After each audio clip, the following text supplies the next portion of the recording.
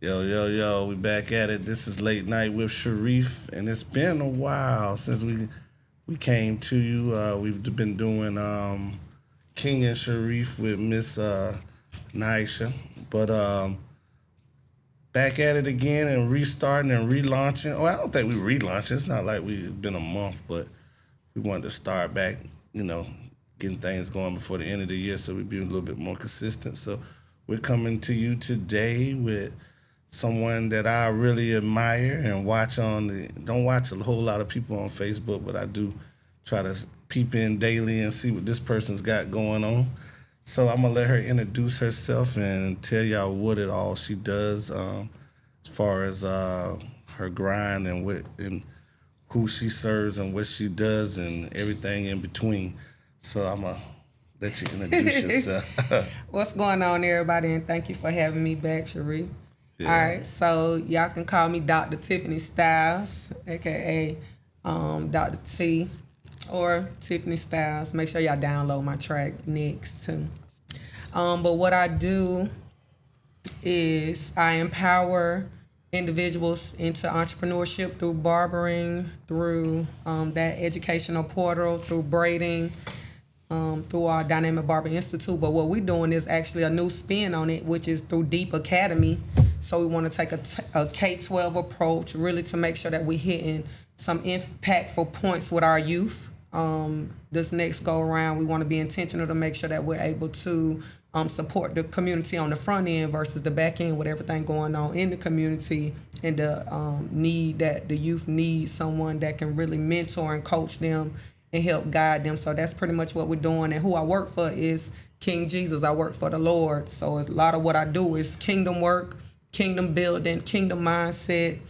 So that way people can really have some kingdom principle to apply to their everyday life, and then they can see a change come in their life for legacy purposes as well. Okay. How long you been doing the barbering and the barber school? It's a school, right? Yes, so the school has been in existence for 3 years. Okay. I've been in the industry licensed 17 years, doing the work 25 plus years. Right.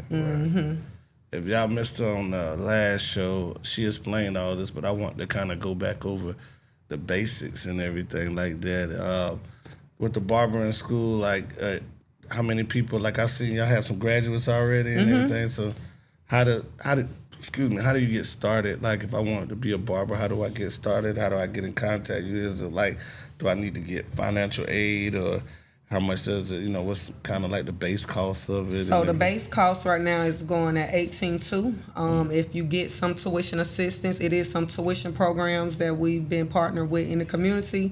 We are looking for sponsors and donors that want to help assist us with this mission. But other than that, everybody been pretty much coming out of pocket. We do not have financial aid. We waiting on the government to do a thing that sometimes you just got to get it done. We are enforcing financial literacy to help empower people financially as well. Because some people are always looking for a handout. We here to help people up, just give you a hand up. You do your part, we'll do our part, and we get it done like that. So go into www.dynamicbarberinstitute.com. We're a legit business, so we have a website for you to go speak with our admissions team. That's the pre-registration to see if you're even a good fit for our program. Everybody do not want to be a barber. Some people may just be interested in our natural hair care program as well. That's teaching hair braiders, that locks, and all of the things that's pertaining to natural hair care. They'll get certified and or licensed as well. And we go from there. So. Right. Okay. So I see you do music also, right? So how's that going? So the music is good. I got that's my one single, my EP, and then I was just featured on another project, and it's due to drop by the spring. So one of the things people are intrigued by is my voice. So that's kind of where that come in at. So yeah, I wanted to push the single this year so that way it can reach people outside of the four walls of the church. Okay. Yeah, I saw you I've been doing a couple of shows in Augusta, and kind of around the same time I had been doing shows in Augusta. I seen you had some dates in Augusta? Is there something special about Augusta, or is just Well, who Augusta been booked you? showing love. Yeah. Augusta been showing love. Hold on, let me see. Yeah, major shouts out to 88 Keys, who showed love when I did the Mayfest. Okay. That's what was going on. Major shouts out to Foxy 107 107 104? Hey, I don't know, but major shouts out to them. Don't kill me, I but think major it's shouts out to them. And the Pedal Pub. So major shouts out to them as well for showing love. Yeah, so. You want to do more of that, or just kind of What, more music? more music? I'm down to do it. I'm down to do more music. And your music is it what kind of genre is it?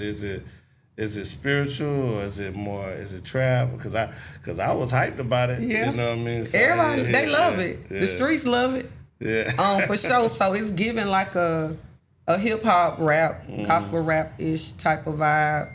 Empowerment. Like it's very impactful.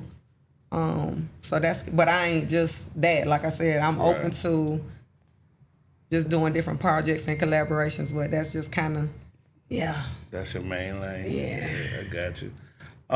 So I wanted to ask you, you know what I mean? Like we've been debating and stuff. So do you go to like a big church, a small church? Who been debating? No, we've been debating online about big churches and small churches. It's just kind of been some underground type thing. So it's so where I fellowship, I love the homegrown, the homie feeling, right? Which can give a small connotation. But I just do the work of the Lord, man, because what I hate when it comes to small ministries, is sometimes that ministry can have a small mindset. And that is where a problem can come in with the impact and the growth and the development, because I believe that for the unbeliever, they need to see change happening. They need to see God moving. Cause it's a blessing. You know, when people, they sowing, they coming, they like, well, what's happening? Yeah. So how can I see to help my belief go to the next level? What I don't like about big churches sometimes is it can get too commercialized. And it's dangerous in that, you know. So for the souls that, you know, need God and want to get to God, get where you can get what you need though. Okay. So that's kind of how I look at the dynamics of big versus small, because you can be a ministry in 30, but you moving real big. You know, it can be a handful of people there, but you're doing things in excellence. You're doing it on a mega level, and God is pleased with it. You know, so, and then it could be vice versa. It's 30,000 up in here, and it's a show. It's a circus going on. You know, so. What do you kind of feel like? So this has been the debate. If you're in poverty or lower middle class, like you're trying to come up, what's your feelings on tithing? Like, do you think that, you know, tithing starts at a certain income, or do you think everybody should tithe the same, or, you know what I mean? How do you feel about tithing? That's like the widow's mite. It ain't no a dollar. God honors that dollar if that's your tenth. Just like he'll honor the $10, just like he'll honor the 100, and he'll honor the band. So when you giving, it's unto God. So just making sure that you have an understanding of what tithing is, because we're not sacrificing lambs and goats and all of these things. And when you keep God in your money, this is a principle, that's a kingdom principle, and I teach my sons that you keep God in your money, you'll never be lacking for it. Because that favor of God being on you trumps the money anyway. It's doors God done open because of favor. And you probably ain't even had the money to do what you was trying to do anyway. So what's next for you? Like 2020, I've been considering this year over with. So what's next? This new year right here. Yeah. What's next for you now? You know what you got? I'm just trying to make sure. Anything brewing that you can let us know about? The Deep Academy. Like, I definitely am going to spin the block and ask for some sponsorships with different entrepreneurs and business owners to share the vision of the impact that I want to really make with the youth. God gave me an assignment. Go back to the youth. Go back to the children. And a lot of people don't have the capacity or the time to work with them. So I feel like if we really hone in on that, partner up and do that, we'll see some advancement in our youth, especially in these areas Right. right here. So what's the deal with the youth right now? What's the state of the youth right now in your eyes? It's a lot going on. It's a lot of youth crying out for help. In the youthful stage, it's a lot of rebellion, that all of us try to go to that. I'm trying to figure myself out. But what's sticking with me is a lot of single moms that's tired. It's a lot of households that's overworked, underpaid, stressed out. So it's a lot going on behind that closed door. And if the youth don't have a place and a space where they can feel heard, then they're going to continue leaning towards drugs, violence, over-sexualizing themselves. It's not new, but it's like it's multiplying. Like it ain't new, but it's like more intense, what I'm noticing from the youth right now. Okay. So do you like that label? Like I was talking to somebody, I said, "Do you think we should stop labeling the kids YNs? Like, what do you feel about like labeling them, like the youth coming up, like YNs? You know what I mean? Like, yeah, I'm big on names. Yeah. Like I'm big on names. So if you're addressing this young man as a young nigga, yeah. What you want me to act like? If you labeling me a young nigga, then a nigga is an ignorant person. I know they got that other little doctrine about it and all of the kingship and all of that, but when you think about a nigga, based upon what we know, that's ignorance. So ignorance don't have a color as well. Right. So I think that we should intentionally affirm our children, because I think a lot of people are dealing with acting out, even adults in my age and older, because they were not affirmed as adults. So that means speak life over me. Be intentional with how you speak to me, how you address me. That's right. And I think that comes with self-esteem as well. And a lot of it got to be taught. Inside the home, outside the home. Because it's a mindset. Right. That's what I was going to ask you. I said, okay, it's like a two-part question. Like, so I've been fighting with Leon a little bit on something. He don't want to talk about it no more, but I've been kind of, he came to me about something, and then I came to him and was like, about, basically, how do you feel like, so with we know it's a lot going on with the youth right now, you know what I mean, as far as crime in Columbia and Richland County, everywhere, but I just left Orangeburg this past weekend, and there was some stuff going on and everything like that at South Carolina State homecoming. Correct. So, right. So lost a life. Well, a young lady lost her life, and just there to have a good time and not coming home. You know what I mean? They're burying her this week, next week. So my whole thing is, do you think what's going on with the youth is an internet thing or is a parent thing? If we go on accountability, it still go back to the parents, and I say that based upon what happened last December. The internet is the internet, but parents have to be accountable. And accountability hurts. Right. Accountability hurts. So it can't just be you holding the single mom accountable when it's a whole lot of absentee fathers. Right.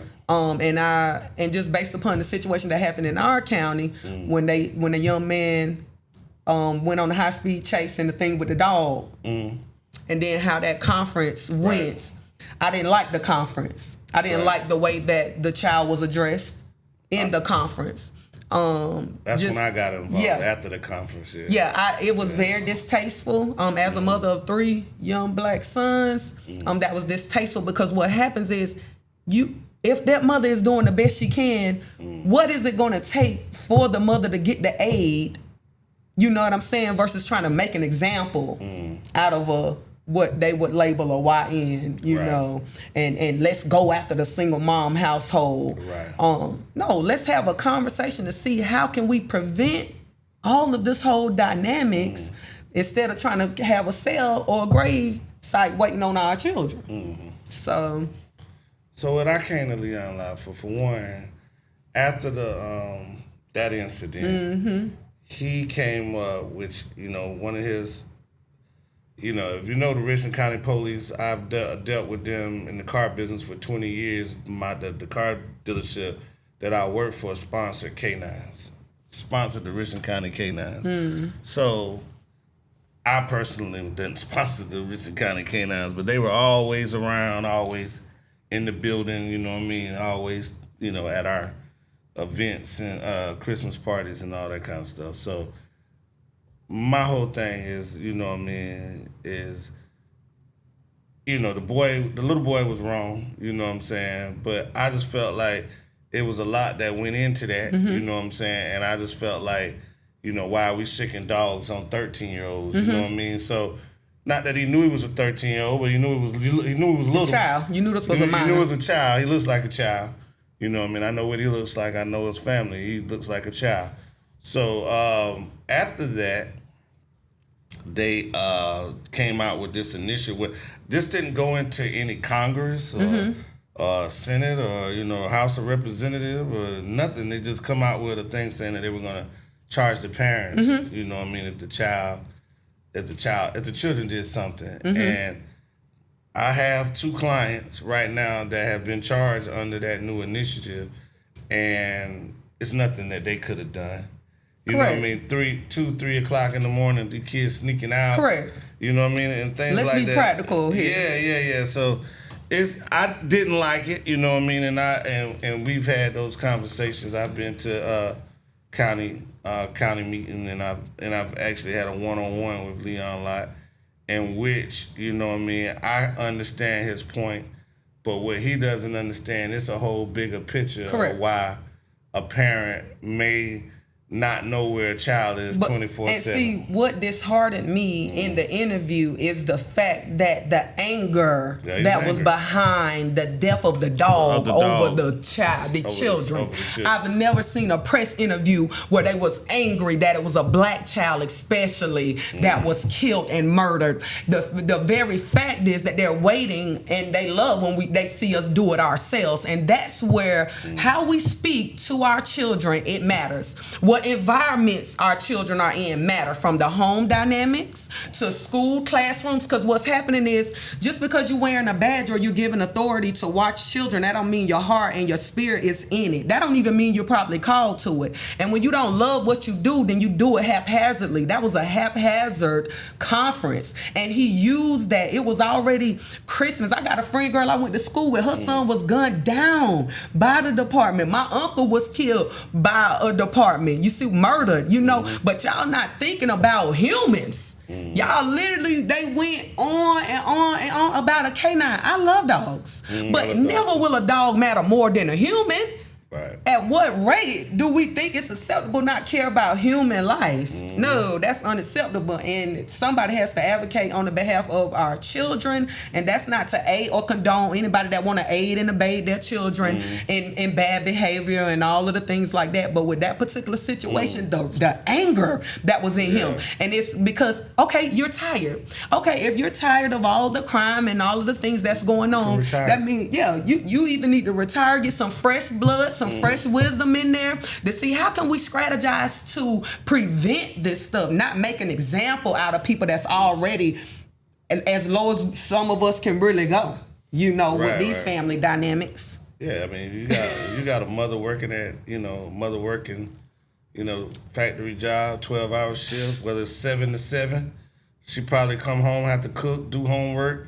By 10 o'clock, you probably can't even. I'm trying to get some sleep. The child done snuck out. You could come through there with a band, and she probably won't wake up. And you know what I mean? The psychological part of children, by the time we 12, and that's when I started my journey. Like literally, I was already in entrepreneurship, didn't know it.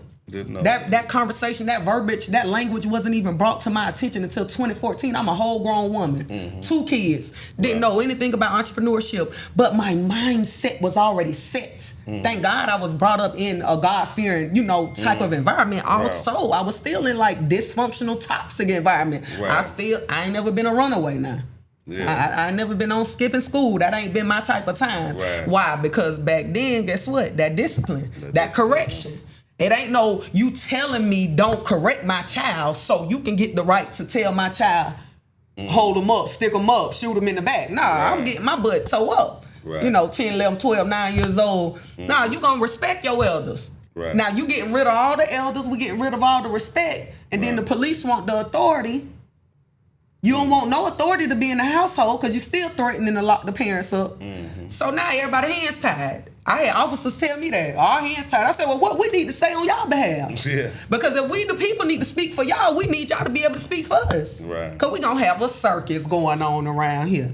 And after a while, you got to say, okay, enough is enough. What are we going to do and at what cost? Right. So Well, that's definitely how I felt about that. I had wanted to, you being someone in the community, I had wanted to catch your take. that on thing had me heated. it had me heated, just because I mean it's more than one side to the story, you know. Right. And I think that case came from another county, came into our county, but guess what? That's somebody's baby. Yeah. And when you already said, I got 3, right? Said one of mine did something. Now because of the rules, I'm taking away from the rest of the household. What sense is this making? Now that where they gonna go? With family? Everybody don't have a village. That where the children gonna go? In the custody, into the system with DSS because now mom is locked up based upon implementation that was not considered and well thought through. No, I mean nobody voted on this. Nobody. It's just okay. This Enforcing is the law. power. That was one of the strangest things to me. I'm like, okay, this didn't go through legislation or nothing. Yeah. It's just okay. This is what we doing now. And then one of my clients is black. The other one is white. But I watched them charge about 6 or 7 blacks, and then they started saying, "Oh, you're just doing this to break the black family up." That they charged the white family, and they just happen to meet by people. And even though the white person that they charged is poor. So they didn't go after somebody that lives in, Lake Carolina or anything like that. Their kids are bad, do bad things. Yeah. You know what I'm saying? They didn't go They in all the households. Yeah, they didn't go. They didn't go. Well, Lexington ain't even messing around with all of that. But you know what I mean? They didn't go into none of these neighborhoods that, are upper or rich households. And they even when they had our last 8 people that we've charged with this are black, we better throw in somebody so white so they like don't seem like it's racial, you know what I mean? So they charged this white family, and they're poor. They're just as poor as any black family that I know. They're one of the poorest.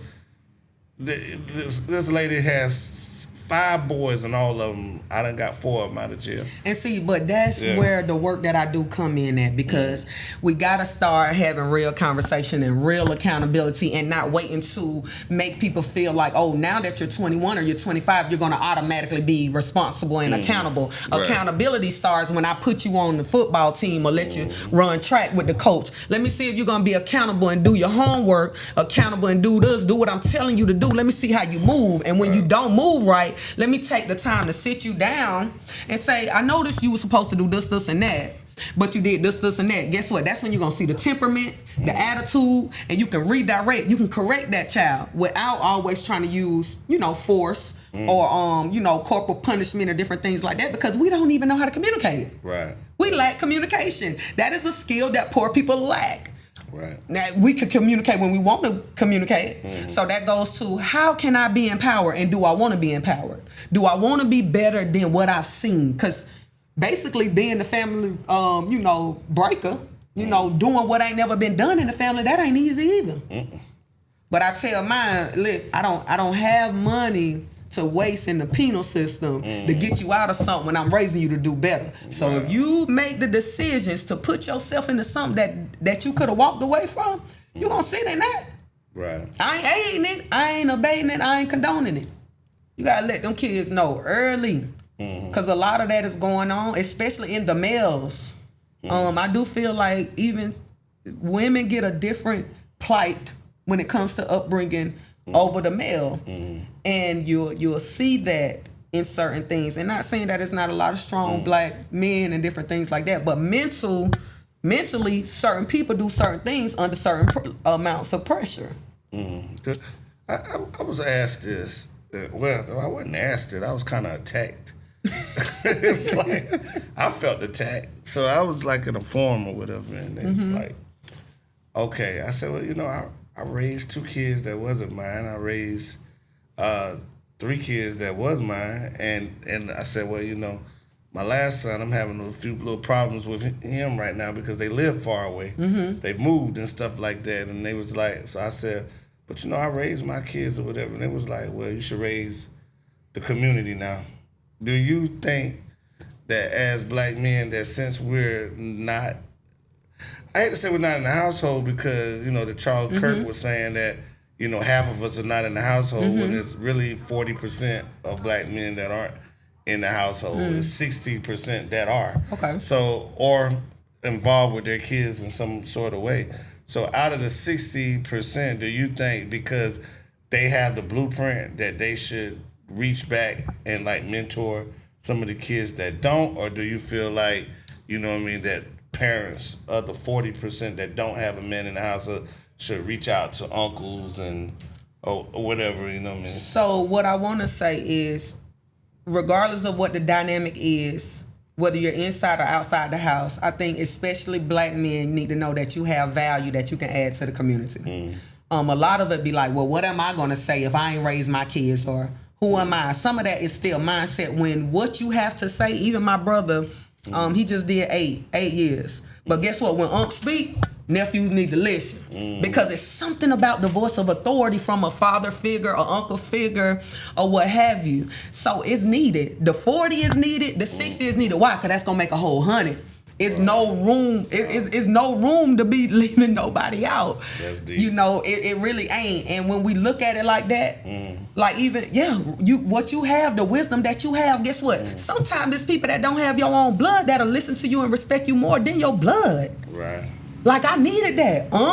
That's where the little the YN, the OGs. That's where that come in at. Give me something. Cause sometimes it's a one thing that you could say that could stick with somebody that could be a life-changing tool to help them be who they thought they never could be, but a conversation with you, cause it's really the time. And see, that's the danger. Cause even if we look at it like with Nick Cannon and them, and I'm just giving an example.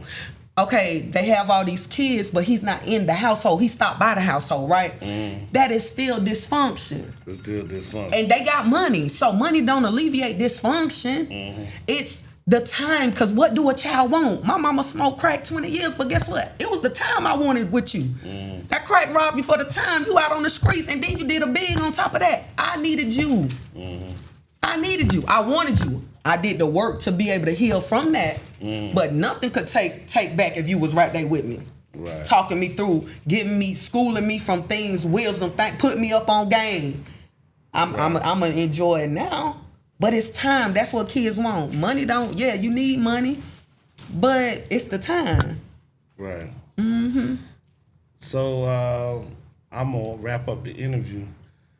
I think we touched on everything I wanted to touch on, but you can go over, what you got going on and how people can reach out to you and how they can get a part of the sponsorship and the community work again. Okay. Just in case they missed it in the beginning, because some people catch stuff at the end and they look at, we do a lot of, what do you call it, shorts. We do a lot of shorts, so they may not catch that short, but they may catch the end short. So, yeah.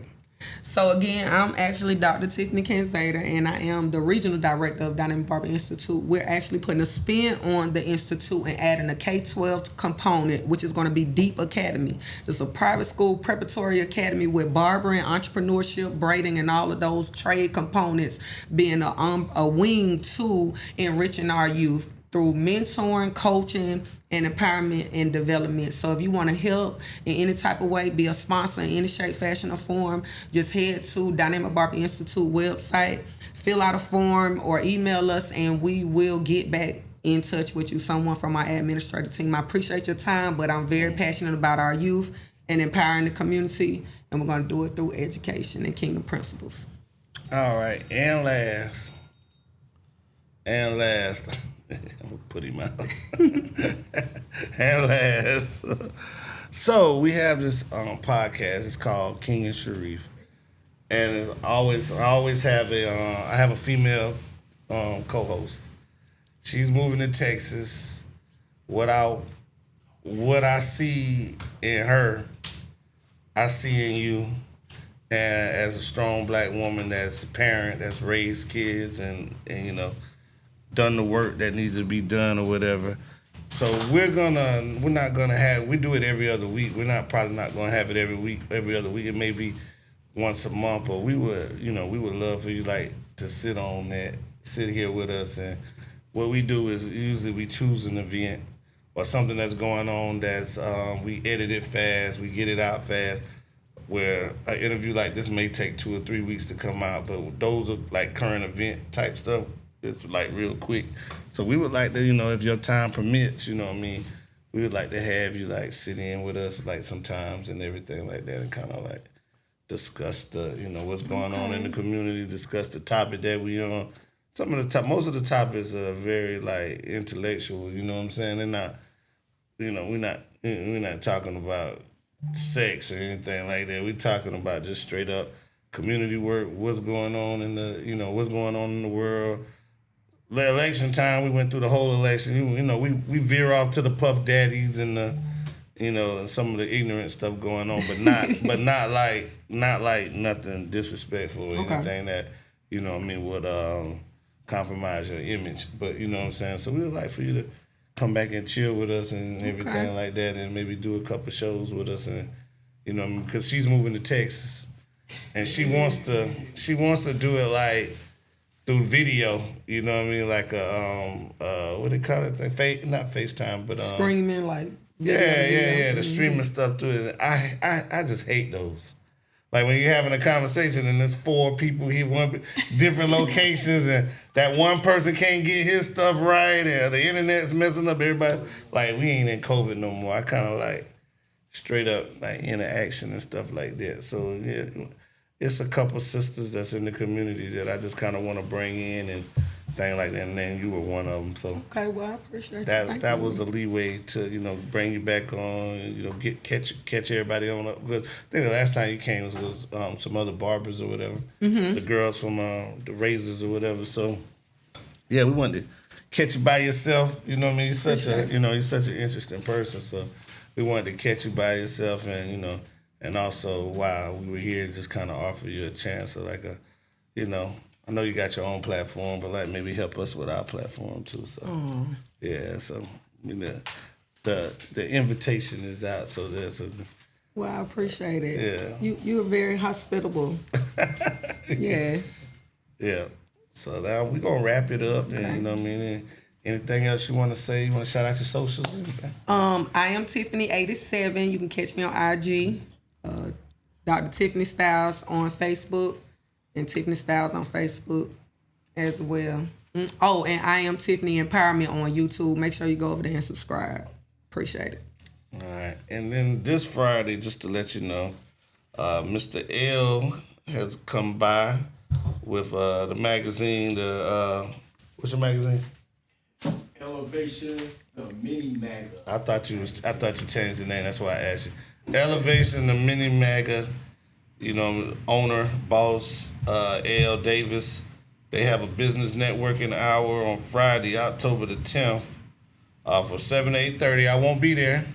We're on the tailgate tour, and this week we're in Greensboro and in Charlotte. On Friday we're in Greensboro at a bar doing an open mic. Saturday we're doing the tailgate, and it starts at 12 o'clock, goes on to about 7, 8 o'clock, doing a video shoot, and then Sunday we're at the Cowboys game in Charlotte.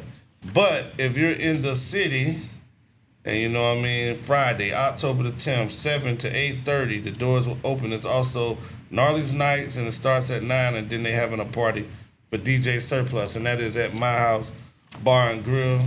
And what I am told, you should be all right with food and, any other thing that you might want to do.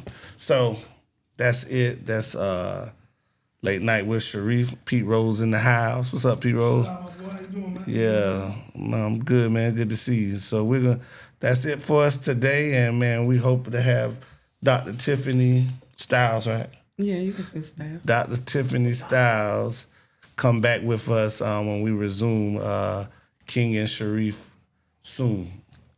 Appreciate you.